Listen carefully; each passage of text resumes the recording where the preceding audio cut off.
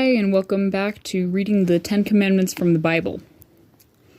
I walked down their hall in a daze. Dally had taken the car, and I had started the long walk home in a stupor. Johnny was dead. But he wasn't. That still body in the hospital wasn't Johnny. Johnny was somewhere else, maybe asleep in the lot, or playing the pinball machine in the bowling alley, or sitting on the back steps of the church in Windricksville. I'd go home and walk by the lot, and Johnny would be sitting on the curb smoking a cigarette, and maybe we'd lie on our backs and watch the stars. He isn't dead, I said to myself. He isn't dead. And this time my dreaming worked. I convinced myself that he wasn't dead. I must have wandered around for hours, sometimes even out into the street, getting honked at and cussed out. I might have stumbled around all night except for a man who asked me if I wanted a ride.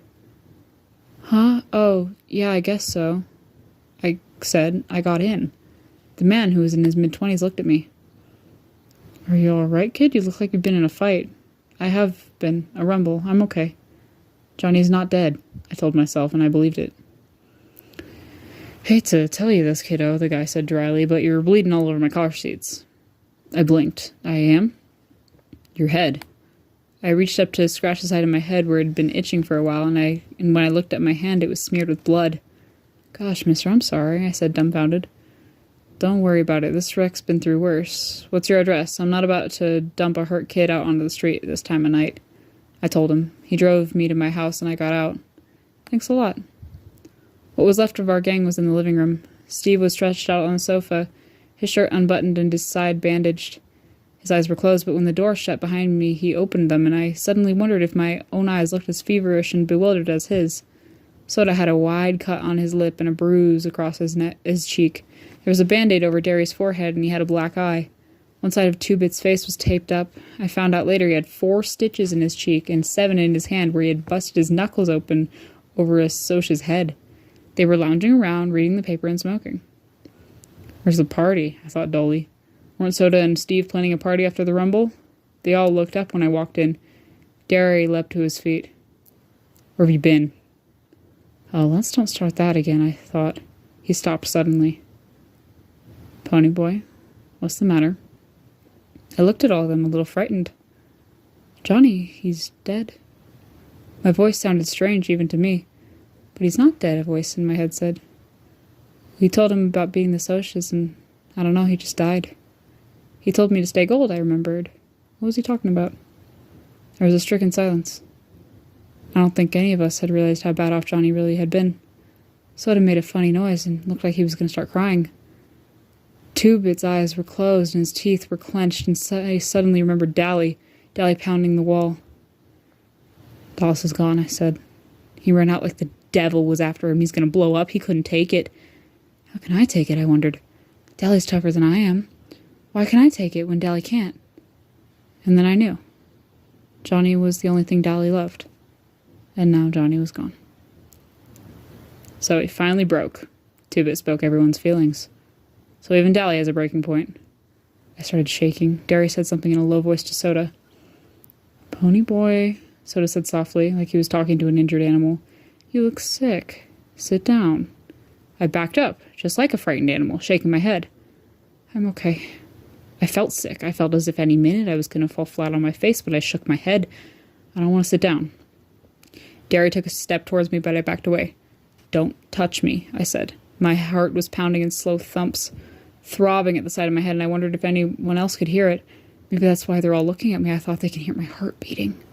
The phone rang, and after a moment's hesitation, Derry turned from me to it. He said hello and then listened. He hung up quickly. It was Dally. He phoned from a booth. He's just robbed a grocery store and the cops are after him. We gotta hide him. He'll be at the lot in a minute. We all left the house at a dead run, even Steve, and I wondered vaguely why no one was doing somersaults off the steps this time. Things were sliding in and out of focus, and it seemed funny to me I couldn't run in a straight line. We reached the vacant lot just as Dally came in, running as hard as he could from the opposite direction. The wail of a siren grew louder, and then a police car pulled up across the street from the lot. Door slammed as the policeman leapt out. Dally had reached the circle of light under the street lamp and skidded to a halt. He turned and jerked a black object from his waistband. I remembered his voice. I've been carrying a heater. It ain't loaded, but it sure does help a bluff. It was only yesterday that Dally had told Johnny and me that, but yesterday was years ago, a lifetime ago. Dally raised the gun, and I thought, you blasted fool, they don't know you're only bluffing. And even as the policeman's gun spit fire into the night, I knew that was what Dally wanted. He was jerked half around by the impact of the bullets, then slowly crumpled with a look of grim triumph on his face. He was dead before he hit the ground, but I knew that was what he wanted, even as the lot echoed with the crack of shots, even as I begged silently, please, not him and Johnny both. I knew he would be dead because Dally Winston wanted to be dead, and he always got what he wanted. Nobody would be writing editorials praising Dally. 2 friends of mine had died that night, one a hero and the other a hoodlum. But I remembered Dally pulling Johnny through the window of the burning church, Dally giving us his gun, although it could mean jail for him, Dally risking his life for us, trying to keep Johnny out of trouble, and now he was a dead juvenile delinquent, and there wouldn't be any editorials in his favor. Dally didn't die a hero. He died violent and young and desperate, just as we all knew he'd die someday, just like Tim Shepard and Curly Shepard and the Brumley boys and the other guys we knew would die someday. But Johnny was right. He died gallant. Steve stumbled forward with a sob, but Soda caught him by the shoulders. Easy, buddy, easy, I heard him say softly. There's nothing we can do now. Nothing we can do. Not for Dally, or Johnny, or Tim Shepard, or any of us. My stomach gave a violent start and turned into a hunk of ice. The world was spinning around me, and blobs of faces and visions of things past were dancing in red mist that covered the lot. It swirled into a mass of colors, and I felt myself swaying on my feet. Someone cried, "Glory, look at the kid." And the ground rushed up to meet me very suddenly. When I woke up, it was light. It was awfully quiet. Too quiet. I mean, our house just isn't naturally quiet. The radios usually go on full blast, and the TV's turned up loud, and people are wrestling and knocking over lamps and tripping over the coffee table and yelling at each other. Something was wrong, but I couldn't quite figure it out. Something had happened. I couldn't remember what. I blinked at Soda bewilderedly. He was sitting on the edge of the bed watching me. Soda? My voice sounded weak and hoarse. Is someone sick? Yeah. His voice was oddly gentle. Go back to sleep now. An idea was slowly dawning on me. Am I sick? He stroked my hair. Yeah, you're sick. Now be quiet. I had one more question. I was still kind of mixed up. Is Derry sorry I'm sick? I had a funny feeling that Derry was sad because I was sick. Everything seemed vague and hazy. Soda gave me a funny look. He was quiet for a moment. Yeah, he's sorry you're sick. Now please shut up, will you, honey? Go back to sleep. I closed my eyes. I was awful tired. When I woke up next, it was daylight, and I was hot under all the blankets around me. I was thirsty and hungry, but my stomach was so uneasy, I knew I wouldn't be able to hold anything down. Derry had pulled out the armchair into the bedroom and was asleep in it. He should be at work, I thought. Why is he asleep in the armchair? Hey, Derry, I said softly, shaking his knee. Hey, Derry, wake up. He opened his eyes. Ponyboy, you okay? Yeah, I said, I think so. Something had happened, but I still couldn't remember it, although I was thinking a lot clearer than I was last time I wake up.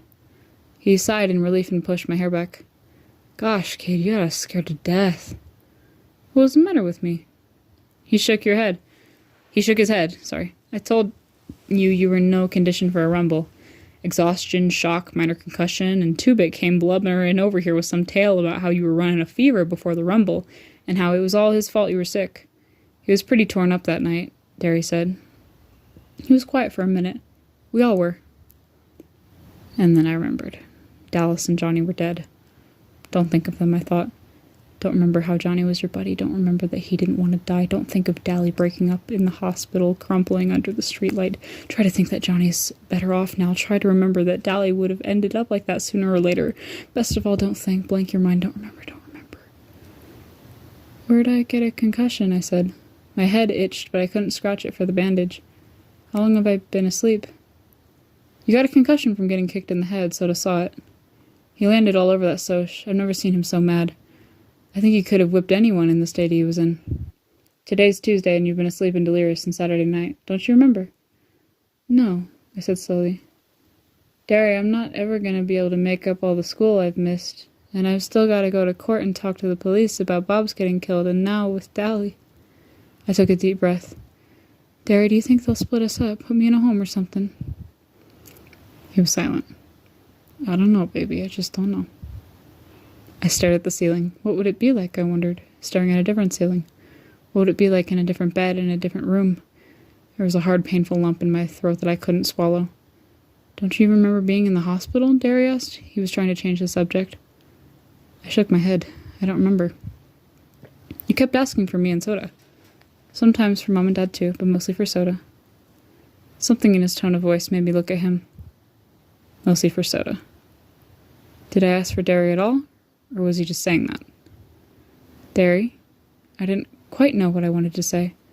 But I had a sick feeling that maybe I hadn't called for him while I was delirious. Maybe I'd only wanted Soda Pop to be with me. What all had I said while I was sick? I couldn't remember. I didn't want to remember. Johnny left you his copy of Gone with the Wind. Told the nurse he wanted you to have it. I looked at the paperback lying on the table. I didn't want to finish it. I'd never get past the part where the southern gentlemen go riding into sure death because they are gallant. Southern gentlemen with big black eyes and blue jeans and t-shirts. Southern gentlemen crumbling under streetlights. Don't remember. Don't try to decide which one died gallant. Don't remember. Where's Soda? I asked, and then I could have kicked myself. Why can't you talk to Derry, you idiot? I said to myself. Why do you feel uncomfortable talking to Derry? Asleep, I hope. I thought he was going to go to sleep shaving this morning and cut his throat. I had to push him to bed, but he was out like a light in a second. Derry's hopes that Soda was asleep were immediately ruined because he came running in clad in only a pair of blue jeans. Hey, pony boy, he yelped and leapt for me, but Derry caught him. No rough stuff, little buddy. So Soda had to content himself with bouncing up and down on the bed and pounding on my shoulder. Gosh, you were sick. You feel okay now? I'm okay, just a little hungry.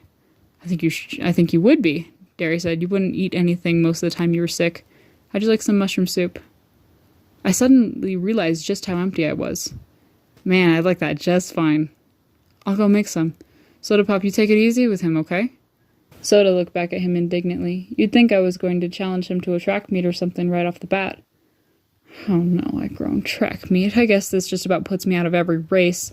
I won't be back in condition for the meets, and the coach was counting on me. Golly, there's always next year, Soda said. Soda had never has grasped the importance Derry and I put on athletics. Like he never has understood why we went all out for studying. Don't sweat about some track meet. Soda, I said suddenly. What all did I say while I was delirious? Oh, you thought you were in Windrixville most of the time. Then you kept saying that Johnny didn't mean to kill that Soch. Hey, I didn't know that you don't like bologna. I went cold. I don't like it. I never liked it. Soda just looked at me. You used to eat it. That's why you wouldn't eat anything while you were sick. You kept saying you didn't like bologna, no matter what it was we were trying to get you to eat. I don't like it, I repeated. Soda, did I ask for Derry while I was sick? Yeah, sure, he said, looking at me strangely. You asked for him and me both. Sometimes Mom and Dad. And for Johnny. Oh, I thought maybe I didn't ask for Derry. It was bugging me. Soda grinned. Well, you did, so don't worry. We stayed with you so much that the doctor told us we were going to end up in the hospital ourselves if we didn't get some sleep. But we didn't get any anyway. I took a good look at him. He looked completely worn out. There were circles under his eyes, and he had a tense, tired look to him. Yet his dark eyes were still laughing and carefree and reckless. You look beat, I said frankly. And I bet you ain't had 3 hours sleep since Saturday night. He grinned, but didn't deny it. Scoot over. He crawled over me and flopped down, and before Derry came back in with the soup, we were both asleep. All right, and on to the final 2 chapters.